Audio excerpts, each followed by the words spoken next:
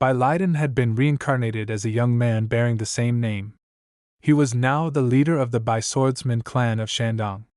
Despite his noble lineage and status, the previous Bai Leiden had a reputation for being inept, both socially and in martial arts. At 20 years old, he had a mere 5 years of training in his Chi Center, far below expectations for someone of his lineage. His only reliable ally was Guan Tu, a loyal servant who had been by his side since childhood. One day, Bai Leiden and Guan Tu sat outside in conversation. Bai Leiden, now adjusting to his reincarnated life, inquired if Guan Tu had heard any interesting rumors. Guan Tu asked what kind of rumors he was referring to. Bai Leiden speculated, wondering aloud if there were any news of a treasure map, a mystical two-headed creature, or even a shocking death, like that of the Murim Alliance leader. Guan Tu dismissed the last suggestion, questioning why someone as healthy as the Alliance leader would suddenly die. As Bai Leiden mulled over this, he reflected privately on the few days since his reincarnation. He was puzzled that no rumors about his own death had surfaced. As the Alliance leader in his past life, his death should have been a major event in Jianghu, possibly kept secret to prevent chaos. Their conversation took a turn when Guan Tu mentioned a different rumor circulating about Bai Leiden himself. He explained that people believed Bai Leiden had lost his mind after being beaten by a woman named Miss Song. Embarrassed by the implications, Bai Leiden recalled the incident, which had indeed left him injured. Curious, he asked if Miss Song was truly as beautiful as people claimed, to the point that he would act so foolishly around her. Guan Tu confirmed this, explaining that rumors about her beauty were widespread, with people even lining up just to catch a glimpse of her. He added that Miss Song had recently returned and was being hailed as the most beautiful woman in the East. However, Bai Leiden, struggling with remnants of his predecessor's memory, admitted he couldn't recall any of it. Bai Leiden reflected deeply on his past life, recalling the numerous women he had dated. Among them were some of the most renowned beauties of their time, the best of the 4 beauties of the Central Plains, and even one hailed as the greatest beauty in the world. Despite these romantic encounters, he realized that he had never experienced true love with any of them. His lofty status as Tian Hijin, the greatest master of his era, overshadowed his identity as a mere man. To those women, he had always been the untouchable Tian Hijin, not someone they could genuinely connect with. For him, the sword had been his only true companion. As Guan Tu observed Bai Leiden's quiet contemplation, he teased him. He assumed that, despite the embarrassment of being beaten by Miss Song, his young master must still want to meet her. Bai Leiden dismissed the idea with a sharp response, telling him to forget about Miss Song, her beauty, and any notions of romance. Instead, he demanded a sword. Guan Tu, puzzled by the sudden shift, asked why Bai Leiden wanted a sword so urgently. Bai Leiden retorted that a martial artist always has a reason to seek a sword, implying that it was a fundamental need for someone of his craft. Guan Tu fell silent, exchanging a knowing glance with Bai Leiden, and then remarked that his master must truly have lost his memories. Acknowledging this truth, Bai Leiden admitted his memory loss with an air of resignation. Moments later, he presented a sword he had found after some effort. He revealed that it had been buried away in the clan's warehouse, a testament to how neglected his martial pursuits had become before his reincarnation. Now, armed with the blade, Bai Leiden seemed ready to reconnect with his lost identity as a martial artist. As Bai Leiden held the sword, he reflected in his mind on the weight of the blade and the memories it stirred. It had been a long time since he had wielded a weapon.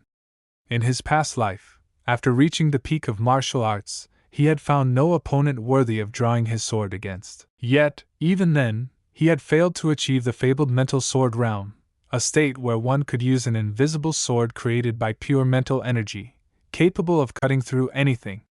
Now, reborn into a new life, he resolved to walk the path he had not taken before and pursue that elusive mastery. Guan Tu, observing his master's seriousness, interrupted with a playful but concerned question.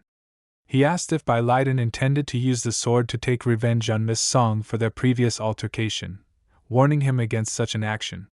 Startled by the absurdity, Bai Leiden replied with confusion, dismissing the idea outright. Still, Guan Tu remained skeptical, noting his master's expression and wondering what kind of person the original Bai Leiden had been for such assumptions to arise. Before the conversation could continue, a lady appeared unexpectedly, addressing Bai Leiden directly.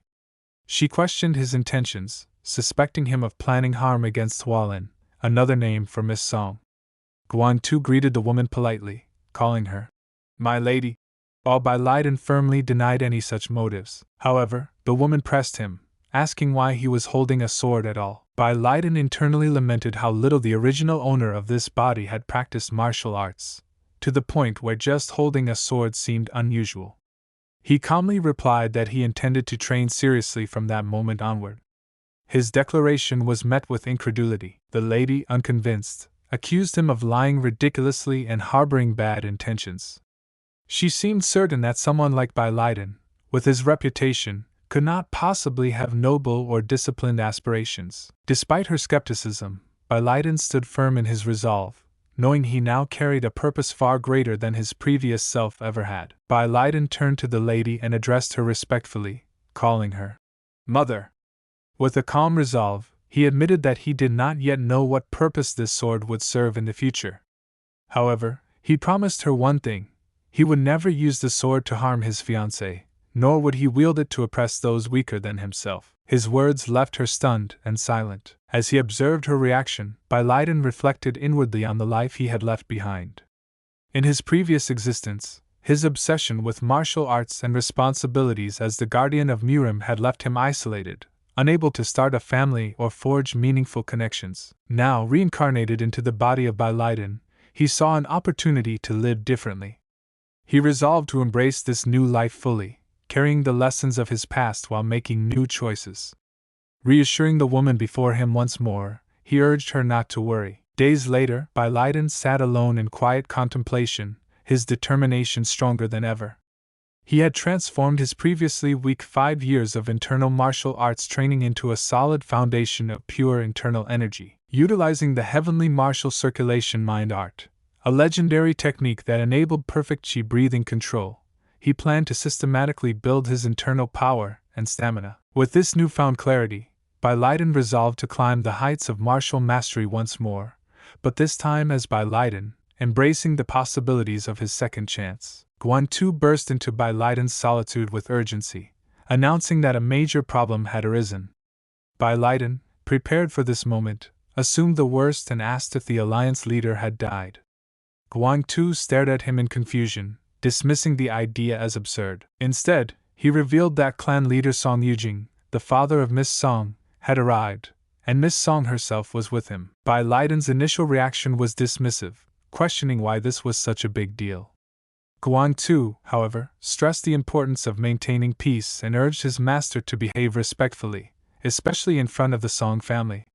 With a mixture of exasperation and concern, Guan Tu reminded him to apologize sincerely and avoid any trouble. Bai Leiden reassured him he understood, though his nonchalant attitude left Guan Tu visibly anxious. When they arrived at the meeting, a servant greeted them, and Bai Leiden soon caught sight of Song Hualin, the successor of the Song family. Greeting her with measured politeness, he asked if she had been well. Song Yujing responded cordially, stating that they had been fine. Without wasting time, Bai Leiden apologized for the incident between him and Hualin, attempting to set things right. Before the exchange could go further, Song Yujing's voice cut through the tension as he addressed his daughter. However, instead of holding her accountable, he placed the blame on his own son, acknowledging that the fault did not lie with Hualin. This declaration created a momentary pause, but Song Yujing shifted the conversation to another pressing matter, stating he had something to discuss. The topic left everyone stunned. Song Yujing announced his intention to cancel the arranged marriage between Bai Leiden and Song Hualin. Shock spread across the room. Bai Leiden, unprepared for such a revelation, stared in confusion. Song Hualin, however, seized the moment, justifying her father's decision. She asserted that while she understood the marriage arrangement was traditional, she believed in her right to choose her own husband. Her words left the room in heavy silence as all eyes turned to her. Bai Leiden watched the scene unfold, trying to process the unexpected turn of events. Though her words were bold and decisive, he remained composed, observing both Hualin's conviction and the reactions of those around them.